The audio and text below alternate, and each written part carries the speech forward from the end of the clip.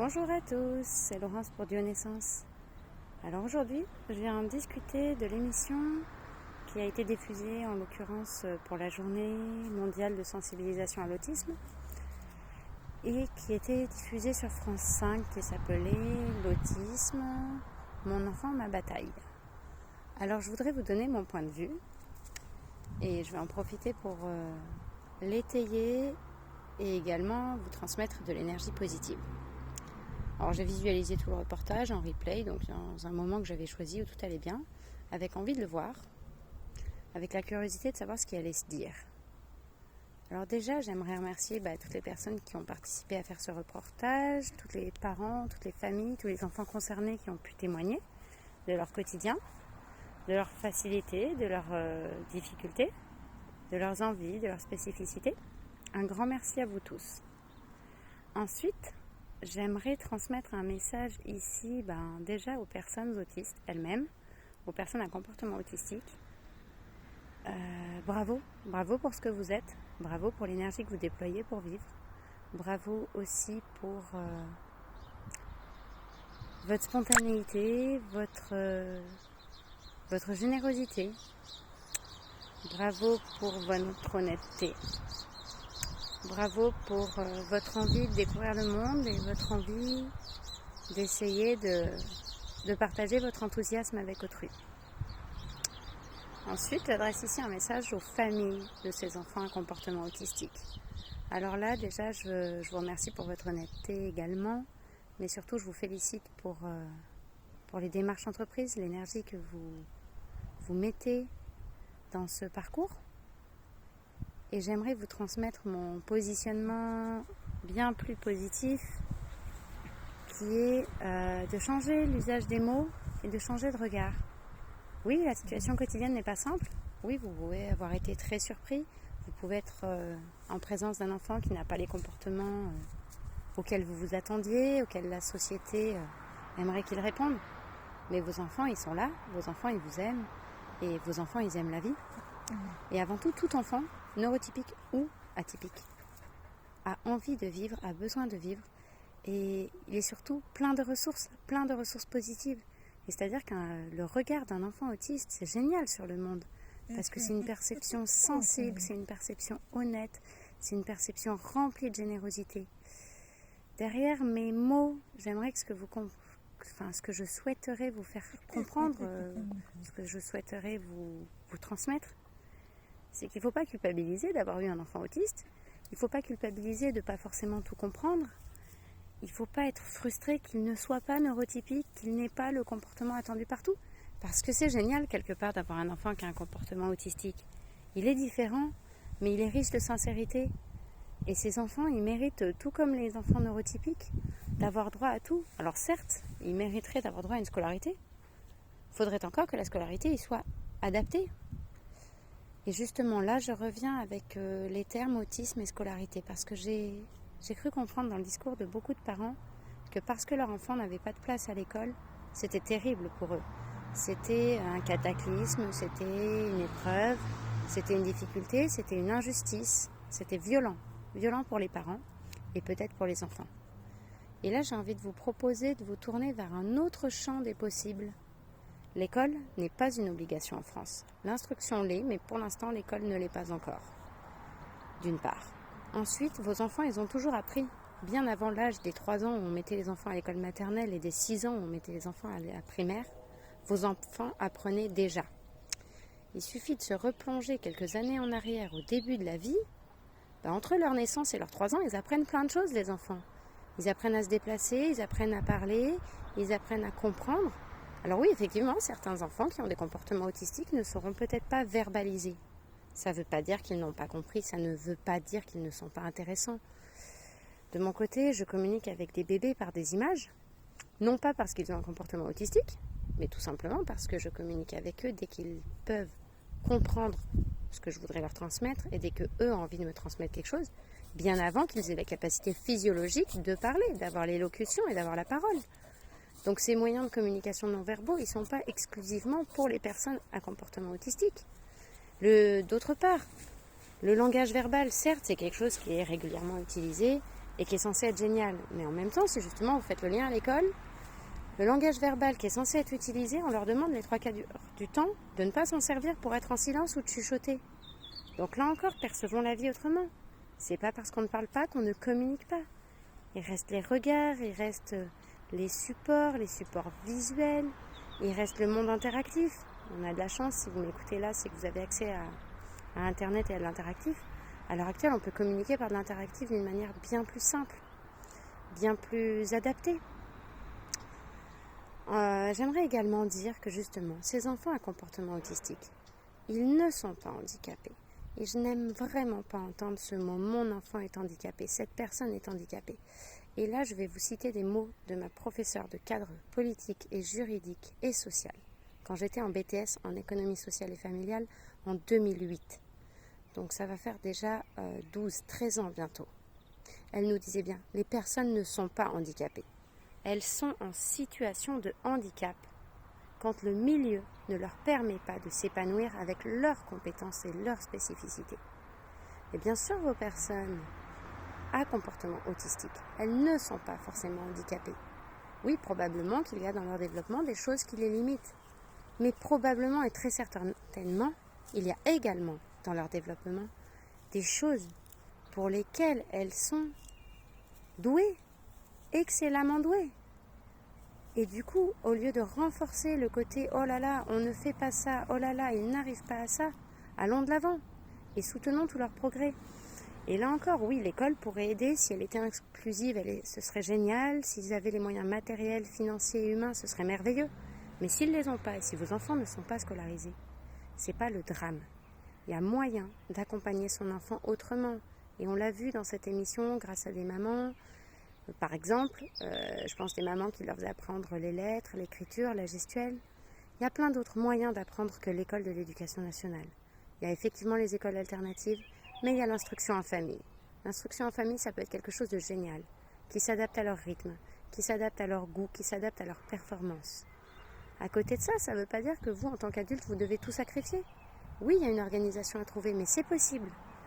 Quand je lis encore que des personnes sont au bord du suicide, sont au bord des larmes, parce qu'elles pensent que sans elles, leur enfant n'aura pas d'avenir, j'ai envie de les rassurer et j'ai vraiment envie de leur dire, arrêtez de vous projeter, arrêtez d'appréhender l'avenir parce que peut-être ce sera difficile et essayez de rester là au présent. Dans le présent, si ça va pour vous, ça ira peut-être pour l'avenir. Dans le présent, vous pouvez peut-être et sûrement chercher effectivement des foyers, des solutions. Mais d'ici là, les lois peuvent avoir changé, les moyens humains peuvent avoir changé, les connaissances auront changé. Alors, s'il vous plaît, au lieu de baisser les bras parce qu'on ne trouve plus de solution, acceptez de vous faire entourer par des gens qui en cherchent et par des gens qui en ont. Et les solutions, c'est pas forcément placer son enfant dans une école, dans un institut ou dans un foyer parce qu'on n'y arrive plus. Les solutions, ça peut être s'accepter tel qu'on est, s'accepter tel que la personne elle est, être entouré pour effectivement partager les tâches quotidiennes, partager les gestions de lessive, de linge, de repas, de courses, tout ce qui est super compliqué, déjà pénible pour n'importe qui et encore plus pour les familles avec des personnes autistiques. Mais pour ça encore, il y a des solutions maintenant. On n'est pas obligé de culpabiliser parce qu'on ne sait pas faire à manger. Il y a des plats cuisinés. On n'est pas obligé de culpabiliser parce qu'on ne veut pas aller faire les courses. Il y a le drive. On n'est pas obligé de culpabiliser parce que notre enfant, il ne sait pas lire à 6 ans. C'est pas grave, peut-être qu'il y arrivera à 8 ou 10 ans. Et en attendant, il a sûrement fait d'autres choses. Et quand bien même, si vous n'arrivez pas, vous, à identifier les acquis, les compétences de vos enfants, eh bien, ils se sont peut-être reposés. Ils avaient peut-être besoin de ce temps-là pour s'accepter, pour se connaître, pour se comprendre. Et ce temps-là, ça leur donnera les forces pour plus tard. Et ça vous renforce vous-même. Acceptons, là encore, d'arrêter de courir contre le temps, d'arrêter d'avoir peur de l'avenir, de regretter le passé, de culpabiliser parce que peut-être on n'a pas fait ceci ou qu'on aurait aimé faire cela. Acceptons le présent. Oui, il est différent. Mais si on sait trouver les outils, et c'est bien là que je dis qu'il faut savoir s'entourer, il ne faut pas hésiter à chercher l'information. Et je vous invite justement à la fin de la vidéo à vous abonner sur ma chaîne, à consulter mon blog, mon site pro, bionaissance.fr. Il y a plein d'outils. Moi, j'ai découvert plein d'outils pour les personnes à comportement autistique il y a maintenant 5 ans. et j'avais déjà 30 ans. C'est des outils qui sont fantastiques, même pour des enfants neurotypiques, mais vraiment qui changent la vie des enfants autistiques. Et bien pour ça, il faut aller vers les boutiques dont on connaît les noms. Il faut aller vers les professionnels qui ont les bonnes formations. Mais ne baissez pas les bras. Les choses changent, et même si quand bien même en France ça prend son temps pour changer, on a suffisamment de recul avec les professionnels des pays étrangers, qu'ils soient d'Amérique du Nord, de Suisse, du nord de l'Europe ou ailleurs, pour savoir que l'autisme ne doit pas être un frein. L'autisme ne doit pas générer une honte. Et vraiment par rapport à l'autisme, si on veut que les regards changent, si on veut que les enfants, les adultes, les ados à comportement autistique soient acceptés, il faut les inclure. Et pour ça, il faudrait déjà arrêter d'avoir le regard « Oh zut, on ne sait pas faire tout ça.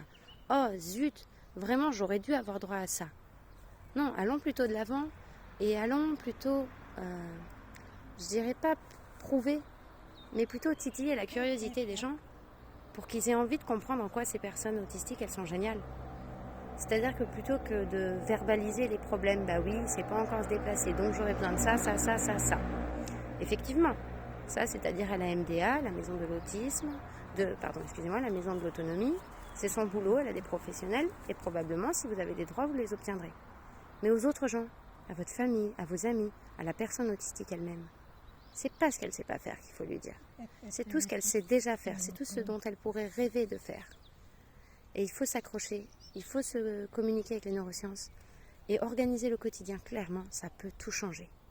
Une fois qu'on a compris quels stimuli plaisent ou déplaisent, quel environnement est nécessaire, quel environnement est à éviter, quels supports de communication sont utiles, est-ce qu'il faut qu'ils soient visuels, est-ce qu'il faut qu'ils soient tactiles, est-ce qu'il faut laisser plutôt la personne en autonomie avec quelques outils, ou est-ce que pour l'instant elle est dans un temps où elle veut qu'on lui dise quoi faire, mais pour être sûr que ça se passe bien, acceptez de vous faire accompagner. Et vraiment, ça peut très très bien se passer. C'est mon regard d'adulte, mais c'est pas uniquement un regard d'adulte sur des enfants atypiques parce que je l'ai étudié, parce que je l'ai expérimenté. C'est mon regard d'adulte autiste elle-même, car je suis autiste Asperger, et que j'ai découvert ce diagnostic il y a à peine 6 ans. Donc oui, j'ai vécu les difficultés que peuvent vivre certains de vos enfants, mais j'ai aussi eu la chance d'être quelqu'un d'épanoui parce qu'on me respectait avec mes différences au sein de ma famille et qu'on m'acceptait telle que j'étais. Mes valeurs que j'avais à 5 ans, je les ai toujours maintenant. Et j'ai pas essayé de faire comme les autres parce que ça fait bien. J'ai pas essayé d'être comme les autres parce que j'aurais été plus acceptée. Et d'ailleurs, ça n'a pas marché. À chaque fois que j'ai essayé en croyant qu'il fallait suivre le mode d'emploi pour y arriver, ça ne marchait pas parce que ça sonnait faux à l'intérieur de moi et que je savais pas le faire et qu'en plus ça me saoulait et que je le disais. Donc une personne autiste Asperger, elle ne peut pas faire semblant. Elle va s'y conformer de temps en temps pour un entretien d'embauche, elle va s'y conformer si elle va manger au restaurant. Mais après, elle va être épuisée, vidée ou agressive. Et quand bien même elle aurait réussi sur cet instant T, après c'est vraiment dur pour elle de le subir. Et en amont, c'est une appréhension terrible. Donc autant s'accepter tel qu'on est. Moi, si je me permets de venir vers vous, c'est parce que j'ai déjà mon propre cursus personnel, mes expériences de vie avec les réussites, mon optimisme que j'ai réussi à toujours véhiculer, malgré un parcours de vie qui n'est pas le plus simple. C'est aussi parce que depuis toute petite, je me suis passionnée pour l'éducation, l'enfance, comprendre le monde. Ce qui explique que dans mon parcours, j'ai fait un BAFA d'animatrice toute jeune, j'ai fait 2 ans de sociologie, j'ai fait un BTS en économie sociale et familiale qui m'ont donné plein de clés pour comprendre mon quotidien et enfin agir à plus de 20 ans. J'ai fait une licence en sciences de l'éducation et j'ai fait 2 premières années de master en sciences de l'éducation. Depuis, j'ai eu d'autres expériences. J'ai validé un CAP petite enfance. J'ai été formée 2 fois avec les formations d'assistante maternelle. J'ai eu ma formation PSC1 plusieurs fois. Donc voilà, des connaissances théoriques, on en a plein. Après, mon regard, il est aussi de vous dire que c'est pas parce qu'on a fait les études qu'on y arrive. Et l'exemple du PSC1, il se pose vraiment là pour ça. J'ai mon PSC1. Mais il n'empêche qu'avec mes hypersensibilités, si quelqu'un se blesse, pleure, crie, trop fort, ça me fait peur. Je vais être dans le même état que lui, je vais pleurer, je vais crier. Si quelqu'un saigne plus que 2 gouttes de sang, je vais tomber dans les pommes. Parce que moi, c'est comme ça m'effraie au plus haut point. Donc, vous voyez, j'ai fait certes le suivi, j'ai eu mon PSC1, j'ai le papier. Mais concrètement, je sais très bien que sur le concret, je ne peux pas le promouvoir. Ce serait mettre des gens en danger, ce serait me mettre en difficulté. Et bien, il faut accepter cette limite. On a d'autres forces, on a appris d'autres choses. Pendant la formation assistante maternelle, j'ai appris plein de choses. J'ai eu la chance d'avoir une formatrice qui revenait de 10 ans au Québec, qui nous a appris des détails du concret que nous en France on n'avait pas forcément et dans les bouquins on n'avait pas forcément vu. Par exemple, un bambin, là-bas, depuis bien longtemps, on ne le change pas couché. Un bambin, c'est un bébé qui sait marcher, qui tient debout. Et bien le change, ça se fait debout. Certes, c'est plus compliqué pour l'adulte, certes, il faut s'organiser autrement. Mais on le fait debout, parce qu'on respecte la personne de ce jeune enfant. Là-bas, on ne verrait pas un enfant de 4 ans qu'on va changer couché si, malheureusement, il a encore besoin d'avoir des protections. On s'organise, c'est l'adulte qui s'adapte. Voilà, mes formations, elles m'ont donné plein d'informations, justement, qui étaient très sympas. J'ai aussi, à titre personnel, suivi 2 formations de naturothérapie animalière québécoise, d'herboristerie vétérinaire, qui m'a permis d'avoir une approche concernant la santé qui soit tout à fait globale, qui prenne en compte le pouvoir des plantes, qui prenne en compte la personne en son unité totale. La tête, l'esprit, la pensée, le corps. Le fait de le savoir, le fait d'avoir un autre regard, ça peut vraiment changer les choses. Ce que j'aimerais vous apporter aussi avec mon point de vue, c'est de retrouver de l'optimisme même quand votre quotidien vous semble épuisant, anéanti. Et concrètement, essayons de s'encourager ensemble, de partager des idées généreuses. On n'est pas face à un calvaire. On n'est pas face à... j'ai envie de dire, j'arrive même pas à trouver le mot qui correspondrait à ce qu'ont l'air d'exprimer les autres personnes. C'est un calvaire, c'est l'enfer, voilà, ces mots-là. Pour moi, ils ne parlent pas face à l'autisme. Pour moi, face à l'autisme, on est en début d'un parcours d'obstacles. On va pas se mentir, c'est pas un simple chemin où on marche tout droit, on sait où on va pas se perdre et on ne sera pas fatigué à la fin. Par contre, on est uniquement face à un parcours d'obstacles. Oui, il y a des obstacles. Oui, on ne sait pas si on va devoir ramper, passer à 4 pattes ou sauter. Oui, on ne sait pas si on va y arriver ou si on va se prendre les pieds dans l'obstacle. On ne sait pas non plus si au premier obstacle, on aura envie de rebrousser chemin et de rester planté là et d'attendre. Ou si on va recommencer cet obstacle plusieurs fois jusqu'à le passer. Ou si, grande surprise, j'ai passé cet obstacle, et peut-être que j'arriverai à passer le deuxième. Peut-être aussi que j'ai passé le premier facilement, mais que le deuxième, ça plante. Et là encore, soit on reste planté là, on prend une pause, on réfléchit. Soit on réessaye et on y arrive. Soit on n'y arrive pas, on peut peut-être contourner le chemin. C'est une image qui pour moi parle beaucoup, le parcours d'obstacles.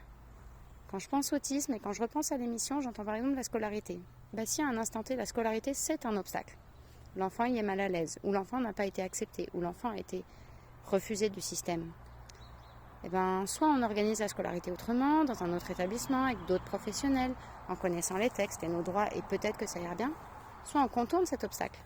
L'enfant continue d'apprendre. On n'abandonne pas, on ne lâche pas. Il apprendra, parce qu'il aura toujours l'envie d'apprendre, si on sait lui transmettre des outils, mais sans l'école. Je pense aussi au moment où c'est que j'entends des personnes qui se disent qu'est-ce que ça va devenir pour son avenir professionnel. Là, j'ai vraiment envie de vous dire et de vous retourner la phrase. Quel sera l'avenir professionnel des enfants neurotypiques aujourd'hui ? Est-ce que pour autant on le sait ? Est-ce que parce qu'ils ont eu une scolarité chaotique ou brillante, qu'ils ont un CAP, un BEP ou un bac, ils savent ce qu'ils vont devenir à l'âge adulte ? Je suis pas sûre. Et si quand bien même ils le savent, c'est pas parce qu'ils savent ce qu'ils voudront faire que c'est ce qui va se passer. Vous-même, peut-être qu'à l'instant où vous me regardez, vous ne faites pas ce dont vous rêviez enfant, vous ne faites pas ce que vous aviez imaginé. J'aimerais vraiment essayez vraiment de vous transmettre mon aspect positif de la vie. Alors c'est sûr qu'il y a des contraintes dans la vie. Étant arrivé à l'âge adulte, je vois bien qu'il faut gérer son quotidien, ses tâches quotidiennes, il faut gérer et équilibrer un budget, il faut gérer sa prestance par rapport aux autres. Mais il n'empêche, si on arrive à cesser de juste se projeter, c'est-à-dire que je fais ça aujourd'hui parce que j'aimerais que dans 15 ans il soit là, mais qu'on se dit plutôt je fais ça aujourd'hui parce que l'action que je fais, les mots que je lui dis, c'est des outils pour demain. Et c'est plutôt comme ça qu'il faudrait transmettre nos valeurs, nos envies, nos connaissances, nos découvertes, nos expériences à nos enfants. Pas en mettant le miroir, le rétroviseur, regarder ce qu'on a fait nous enfants et leur transmettre ce qui correspondrait à l'enfance qu'on a eue. Parce que c'est pas à ça qu'on les prépare. On les prépare à aujourd'hui et à dans 10-20 ans. Mais dans 10-20 ans, on ne connaît pas la situation. On ne sait pas laquelle elle sera. Donc ça sert à rien de choisir aujourd'hui le moyen qui devrait être génial, telle activité professionnelle, tel salaire à 100%, alors que ça se trouve, dans 20 ans, le métier n'existera plus. Vraiment. Je sais que mon avis ne plaira peut-être pas à tout le monde, peut déplaire à certains, mais je sais, parce que je connais des gens autour de moi, que ça encourage. Et je sais aussi que depuis petite fille, je suis dans des écoles qui ne sont pas spécialement inclusives, surtout en France, où c'est que j'ai côtoyé tout type d'enfants, dont beaucoup de neurotypiques, effectivement. J'étais pas l'amie de tout le monde, mais il y en avait toujours un ou deux qui étaient bien contentes que je sois là, pour avoir le droit de dire que c'est pas parce qu'on est différent qu'on n'a pas le droit de vivre. Tiens, c'est marrant, dans mes amis, j'avais des gens qui étaient obèses. Dans mes amis, j'avais des gens qui étaient étrangers. Dans mes amis, j'avais des gens qui étaient gitans. Dans mes amis, j'avais même des gens qui étaient homo. Dites donc. C'est marrant, dans mes amis, j'avais des gens différents. Des gens qui n'étaient pas dans le cadre des neurotypiques. Pourtant, dans leur fonctionnement cérébral, a priori, ils étaient neurotypiques. Donc il y a un moment où j'ai envie de dire, arrêtons d'essayer de rentrer dans le modèle qui est censé nous apporter plein de trucs bien. Je vais à l'école parce qu'il me faut un diplôme. Je veux un diplôme parce qu'il me faut un métier. Je veux un métier parce qu'il me faut des sous. Il me faut des sous parce qu'il faut que je survive. Essayons de voir les choses autrement. Essayons d'anticiper le partage. Essayons d'anticiper la collaboration. Essayons de transmettre des valeurs de bienveillance. Et ça marche pour tous les enfants neurotypiques et atypiques.